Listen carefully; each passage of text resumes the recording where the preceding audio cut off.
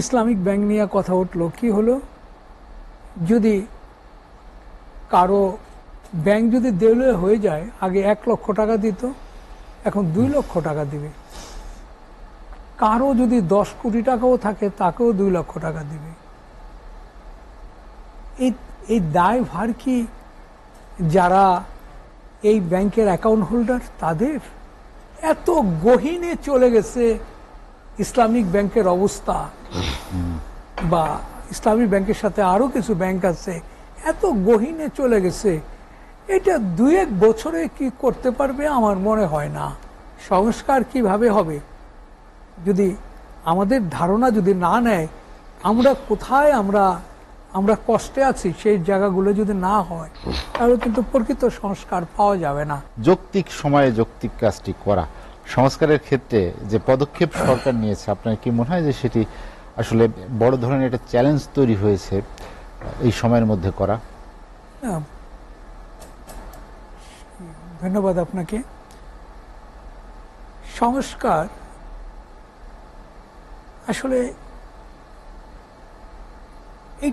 এইটা সংস্কারের কথা যদি বলেন, তাহলে এটা তাড়াতাড়ি করা উচিত। দীর্ঘদিন ধরে আমরা ব্যবসায়ীরা আমরা কিন্তু সংস্কারের কথা বলি, বিভিন্ন সেক্টরে সংস্কার, কিন্তু আমাদের কথা ব্যবসায়ী মানুষ কেউ পাত্তা দেয় না। আমরা তো ব্যবসায়ীরা ওরকম মিছিল মিটিং করে যেতে পারি না। আমি মনে করি সবার আগে এই ব্যবসা নিয়ে সংস্কার করা উচিত। দেখুন, কয়েকদিন আগে আমাদের ইসলামিক ব্যাংক নিয়ে কথা উঠলো, কি হলো, যদি কারো ব্যাংক যদি দেউলিয়া হয়ে যায়, আগে 1,00,000 টাকা দিত, এখন 2,00,000 টাকা দিবে। কারো যদি 10 কোটি টাকাও থাকে, তাকেও 2,00,000 টাকা দিবে। এই দায়ভার কি যারা এই ব্যাংকের অ্যাকাউন্ট হোল্ডার তাদের? এই যে বিগত গভর্নর সাহেব টাকা ছাপাইয়া এই ব্যাংকগুলাকে দিল, এই ব্যাংকগুলা তারাই তো সুযোগ করে দিল ব্যাংকগুলাকে দেউলিয়া করার জন্য। শুধু টাকা ছাপায় না, তাদের যে নিয়ম বহির্ভূত কাজগুলো করতে দিল। তাহলে আগে আমি মনে করি সংস্কারের প্রথমই হওয়া উচিত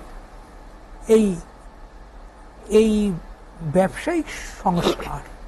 ফজলুল হক, আপনি জানেন যে আর্থিক খাতে যে সংস্কারের পদক্ষেপ নেওয়া হয়েছে, বিশেষ করে ব্যাংকিং খাতে, তার সুফল কিন্তু আসতে শুরু করেছে। ইসলামী ব্যাংক, আপনি জানেন যে একটি ব্যাংক, সেখানে অনেক সমস্যা ছিল, সেখান থেকে তারা বেরিয়ে আসার চেষ্টা করছে এবং অনেক নেতিবাচক অগ্রগতি হয়েছে। আমার কাছে বিশ্বাস করেন, আমার কাছে এমন কিছু ধরা পড়তেছে না। কারণ ইসলামী ব্যাংকে চেক দিলে এখনো পাস হয় না। আমরা যারা নাকি ইসলামিক ব্যাংকের সাথে সম্পৃক্ত, আমরা অনেক কষ্টে আছি। আমাদের ধরেন, বিশেষ করে আমি এক্সপোর্ট করি, আমাদের অনেক পেমেন্ট বাকি পড়ে রয়েছে। এই যে বলে, কোথায় থেকে যে কথাটা বলল, কি মনে করে বলল যে উন্নতি হয়ে গেছে, এত গহীনে চলে গেছে ইসলামিক ব্যাংকের অবস্থা, বা ইসলামী ব্যাংকের সাথে আরো কিছু ব্যাংক আছে, এত গহীনে চলে গেছে, এটা 2-1 বছরে কি করতে পারবে আমার মনে হয় না। কি পলিসি দিয়া করবে? কালকে আমার এক বন্ধু বলতেছিল, ইসলামিক ব্যাংকে গেছে, বলছে যে দেখেন, আপনারা আরো কিছু টাকা আমাদেরকে দেন। সে গেছে তার টাকা আনতে, আপনাদেরকে দেখবেন 6 মাস 1 বছর পরে আপনাদেরকে আমরা দেওয়া আরম্ভ করব। আরে বাবা, আমাদের কাছে কি ওই আইডিয়াল টাকা আছে? সে গেছে ইসলামিক ব্যাংকে ব্যবসা করার জন্য, সে ওখানে গিয়া ইসলামী ব্যাংকের সাথে ঠেকে গেছে গা। কি যে নাবিশ্বাস অবস্থা এক একজনের। কিন্তু কেন আজকে আমাদের এই দুর্গতি ব্যবসায়ীদের পোহাইতে হবে? দুর্গতি কেন ব্যবসায়ীরা? ব্যবসায়ী তো প্রকৃত ব্যবসায়ীরা তো ইসলামী ব্যাংকের থেকে টাকা নেয়নি। এবং এবং যদি এই সুযোগ না থাকতো নেওয়ার, কেউই নিতে পারতো না। এটা যদি সেন্ট্রাল ব্যাংক যদি এটাকে যদি তার কবজায় রাখতো, তাহলে তো এইভাবে দেউলিয়া হয় না। আজকে যদি দেউলিয়া হয়ে যায়, তাহলে বলতেছে আগে 1 লাখ টাকা দিত, এখন 2 লাখ টাকা দিবে। এটা কি ধরনের কথা হলো?